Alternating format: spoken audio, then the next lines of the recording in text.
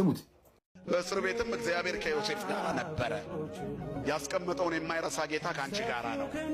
በኑሮ አዘቅት ውስጥ ወድቀሽ ይሆናል። በጭንቀት ታፈነሽ ይሆናል። ዙሪያው ገደል ሆኖብሽ ይሆናል። ሁሉም ቤት ግን ጩኸት አለ። ሁሉም ቤት ግን ጭንቀት አለ። ሁሉም ሰው ጥያቄ አለው። እግዚአብሔር በዚህ ፈተና ውስጥ ግን አሻግሮ የምትተርኪበት ቀን ይሰጥሻል። ስሙ የተመሰገነ ይሁን። ብዙ ጥያቄዎች አሉ። ጓዳ በብዙ ጥያቄ የተሞላ ነው።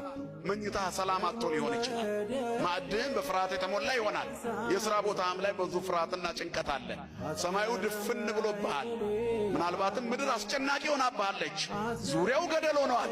እግዚአብሔር ግን ካንተ ጋር ነው። የትም ብትወርቅ ለእግዚአብሔር ምድር በመላ ዓለምን ይወኩሎ ሙላ የነበሩ ሴታ ዳዊት እግዚአብሔር ምድርና ሞላዋ የእርሱ ናት። ዓለምና በውስጡ ያለው ሁሉ ስትታሰር ካንተ ጋር ነው። ዮናስ በዓሣ አንበሪ ሆድ ውስጥ ተኝቶ ማን ከሱ ጋር ነበረ? እግዚአብሔር። የትም ኑር እግዚአብሔር ካንተ ጋር ይሆናል። ያለ